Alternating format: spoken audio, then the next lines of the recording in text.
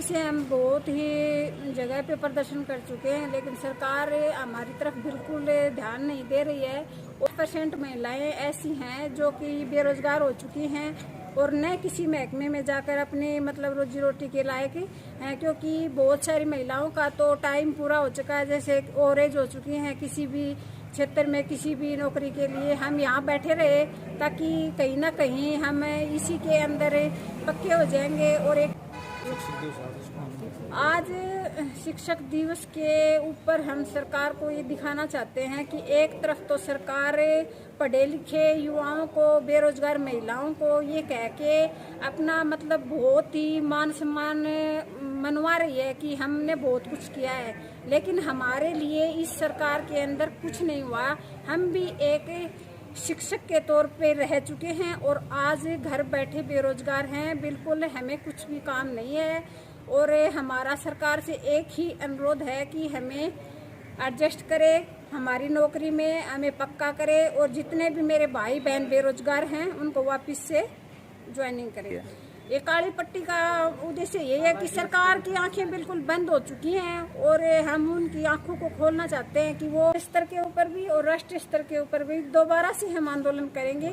और मैं विनोद मैंडी, प्रदेश अध्यक्ष प्रेरक संघ हरियाणा, आपके माध्यम से बताना चाहता हूं कि आज हमने जो काली पट्टी बांधी है ये सरकार के विरोध स्वरूप बांधी है, क्योंकि आज शिक्षक दिवस है और शिक्षक दिवस को हमने पहले ही आह्वान कर दिया था हमारे राष्ट्रीय टीम के आह्वान पर कि हरियाणा में भी ब्लॉक वाइज हमें काली पट्टी बांध करके शिक्षक दिवस को काला दिवस के रूप में मनाएंगे।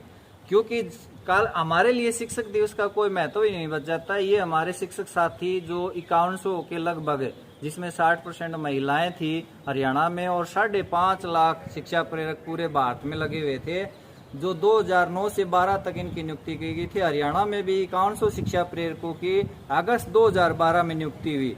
5 साल इन्होंने सरकार ने फोकट में इनसे काम लिया, बड़े बड़े आश्वासन दिए कि इनको आने वाले समय में पक्का कर दिया जाएगा। उस लालसे में, उस अभिलाषा में इन्होंने 2000 रुपये मानदेय में काम किया। पर 6 जून 2017 को शर्म की बात है कि सरकार ने बजट का हवाला दे करके इन शिक्षा प्रेरकों को बाहर कर दिया। इनसे अनेक काम लिए, जन धन खाते खुलवाए करोड़ों। आज जो स्वच्छ भारत मिशन योजना का जो ढिंडोरा पीट करके वाहवाही लूट रही है सरकार, वो शिक्षा प्रेरकों की बदौलत है, उसमें सफल हुई। घर घर जाकर के शौचालय निर्माण करवाए, जीवन बीमा सुरक्षा लोगों को दे करके सरकार की उस योजना को अमली जामा पहनाया। बीएलओ की ड्यूटी निभाई, यहाँ तक कि कठिन से कठिन कार्य इनसे करवाया। जो 50-60 हजार रुपये सैलरी लेने वाले लोगों ने भी सरकार के कार्यों से मना कर दिया था कि हमारे ये बस की बात नहीं है काम कराना।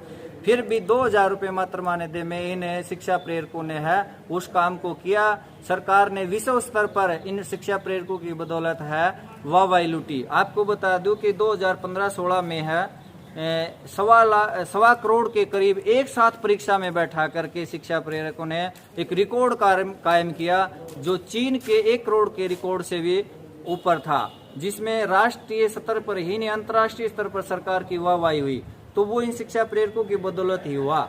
और स्वच्छ भारत मिशन में तो हरियाणा सरकार ने राष्ट्रीय स्तर पर पुरस्कार अवार्ड प्राप्त किए हैं। यहाँ के डीसीओ ने पुरस्कार प्राप्त किए हैं, लेकिन शिक्षा प्रेरकों के उसके बदले में क्या दिया? ये काली पट्टी बांधने को मजबूर कर दिया।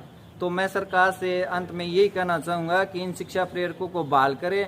अपने वादे के अनुसार जो चुनाव से पहले इन्होंने वादा किया था कि शिक्षा विभाग में आपको समायोजित कर दिया जाएगा, उस वादे पर खरी उतरे और इनको शिक्षा विभाग में योग्यता के आधार पर एडजस्ट करे। अन्यथा आने वाले समय में सभी संगठनों से बात कर करके एक बड़ा आंदोलन किया जाएगा, जिसके लिए सरकार जिम्मेवार होगी। जय हिंद।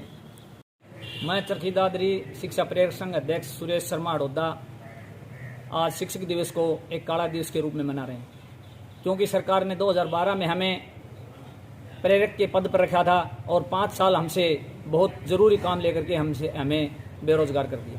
हम इसका विरोध आज शिक्षक दिवस को एक काला दिवस के रूप में मना करके प्रकट कर रहे हैं। यदि सरकार हमारे इन साथियों की, जिनमें 60% महिलाएं हैं, को यदि समय रहते इनको बहाल नहीं किया तो हम आने वाले समय में एक बहुत बड़ा आंदोलन करने जा रहे हैं। और हमने सभी एजेंसियों से, सभी सदस्यों से सभी संगठनों से हमने अपील कर ली है और उनसे हमने सहायता लेकर के हम एक बड़े आंदोलन को रूपरेखा तैयार करने जा रहे हैं। यदि सरकार हमें इस मामले में समय पर बहाल नहीं करती है तो हम एक बहुत बड़ा आंदोलन और सरकार की फांस बन जाएंगे।